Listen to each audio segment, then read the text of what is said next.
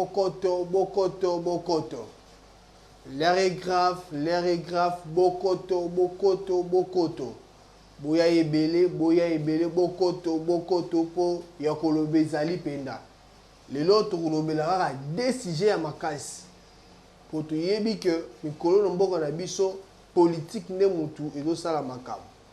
Raison pour laquelle ngaina Jonathan Bongania nous avons déjà na butu pour te zelaki information les gata na télé mais to yomoni ngote. To zelaki to monata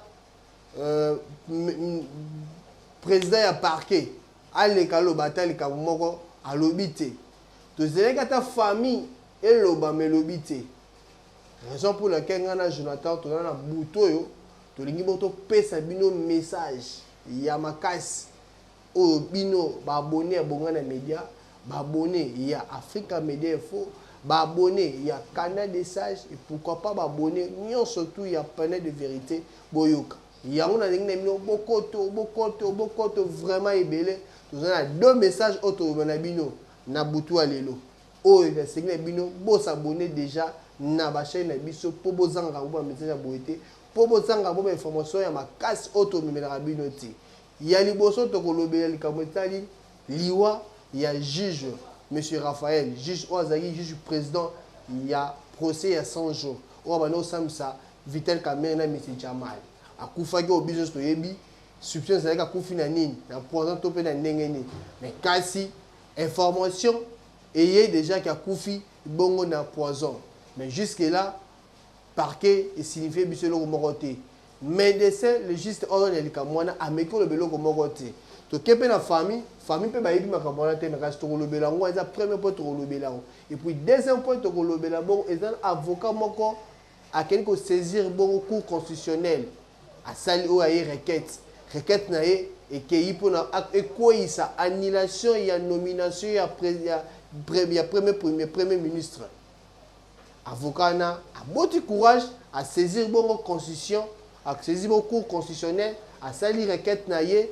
pour annuler bon nomination ya premier ministre ya mboka na biso RDC tokolobela on peut na kati ya ni na biso ya on a seng na bino bokoto vraiment ebele pour ya koloba pene zali tokomeka pe ko solola bino ensemble bo s'abonner to na besoin to zo bongo ba réponse na bino to zo ba commentaire na bino to zo ba réaction na bino tout au long émission oh nasengi merci na Jonathan Bongana o azabo si ma caméra miko na mo benga ye bongo l'homme à multiples mains yaza mbo mbalo ko la bisote yaza mbo ebele donc en même temps na biso machine en même temps na biso caméra moko te même mbele biso ozo me ko sa musala ki toko po bo se plan nango nasengi merci na papa apo Bongania na nenga zo sunganga à tout moment merci na yo vraiment parce que biloko musta lo bakay uta rappeler pas na yi.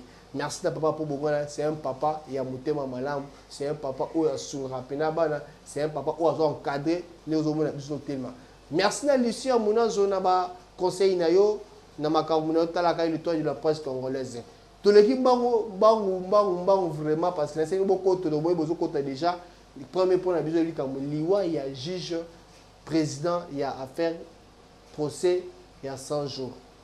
Tout le monde na bilili biso no surtout la naki bongo procès wa ndenge de kaki soki bomona gite o azoki okazota la ngote akotaka na Bongana Média akomona tozaki bongo en direct na procès wana ya affaire ya Vitel Kamerhe procès ya 100 jours président zaki bongo na kashine na ye wana oya pembe ya transparent mais kasi ne bazo juger kaka monsieur Vital asaki geste moko ya boye ngolo bakio mutalati casque ba démasquer ba longole casque wana quelques minutes après ton atiko sa geste wana avocat ya Vitel Kamerhe ya kibongo pour asenga na présent juge monsieur Raphaël amira pour le casque parce que et ça la ombrage na micro makamazolo bazoke bien té mais kasi biso za na TV o de nokota na TV biso za yi pemeni wana to banoyo ka bo maloba ya juge président kitoko mais bango bando ka opete mabe selon bango nde basengi na juge président alonga bon casque na ye mais le cours des pour mon audition juge président monsieur Raphaël a tout ça qui pas le casque na ye a continuer ko le moment muke bongo na micro Quelques minutes après, tu as mis tes casques mibale, ou wapi, masque mibale, cache mibale, ou wapi. Tu moniga le boko et bimi, et puis si, juste président, masque mibale, ou à l'attaque. Nana pesa qui a et ou wapi. Est-ce que le lié à bon pénal, monsieur le juge président, oppose à sous-soutenir à bon moyen. Et c'est un qui prononce le loco pénal à moutou. Babiloko, bayaka la wata, yomoko.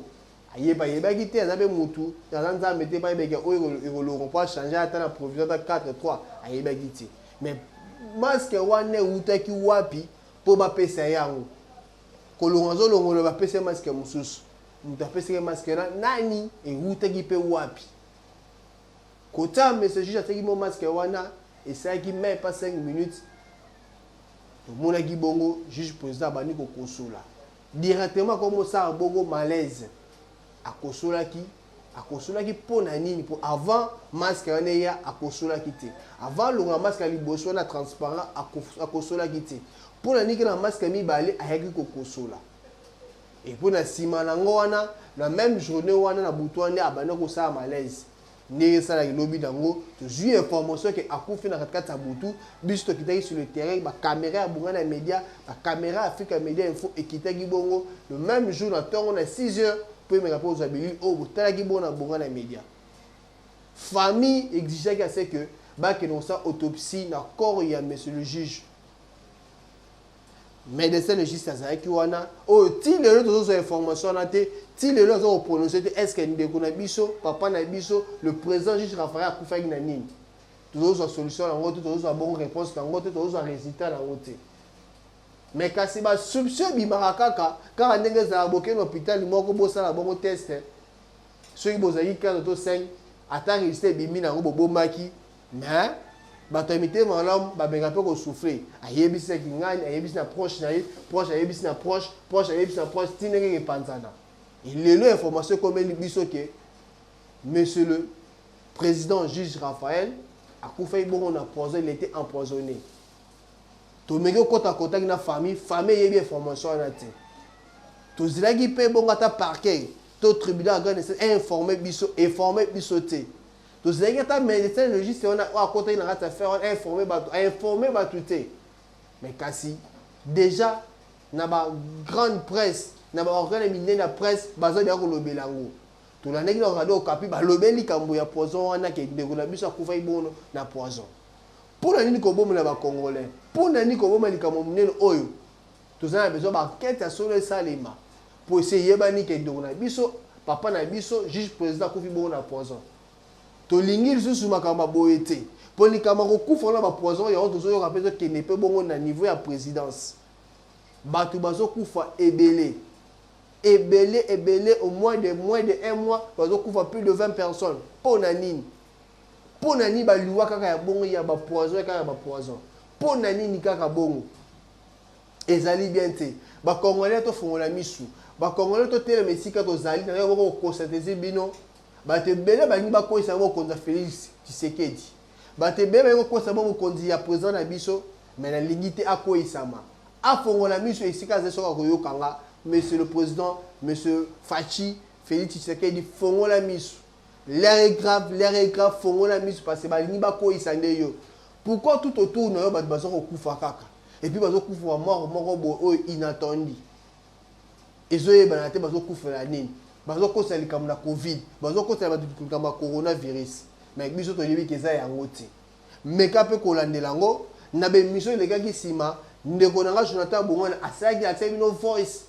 Boyoka ki voice oyo ba ndeko musu ba travailler na présidence ne ma mère pour loba ba musu ba kengi checking mais chance andeko oyo atina biso voix ça kengi checking ya azaki bongo na poisonté après tester ba tester à moi ya na poisonté chance na yango wana mais ba ndeko musu bazo okufa est-ce que ezaka malade solo non eloko musu to kolobela na yebite atakutongo tozu mutu mukizengi ngo ndenge nini tozu mutu azoba ngo ndenge nini oyebiki oza yi muna na ngai o nga na remplacer ye vous êtes sûr monsieur le président Fachi vous n'êtes sûr vraiment que mutu na yi muna na yo mutu bona ko buna na ye esengelaki na yo bozala toujours na collaboration, bozala toujours na contact ne bozane bongo question mark.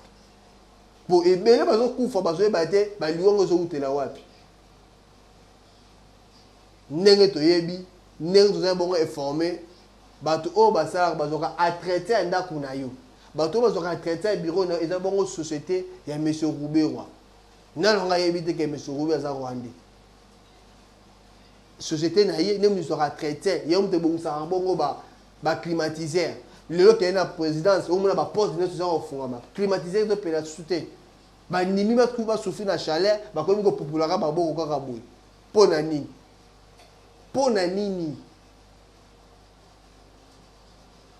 kondima muto azaki bunguna na ko tsaye toujours pembeni na yo tout autour na yo ezaka ba yo bazaki na yo te.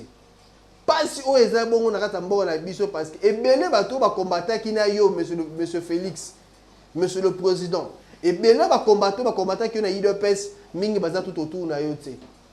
Et bien va tirer que la parlementaire debout, va tirer au télémanie, va continuer au télémanie, va bundara na 10e marijuana. Mingi va kaisa qui va rozano longo kuna, mais baza na yo te.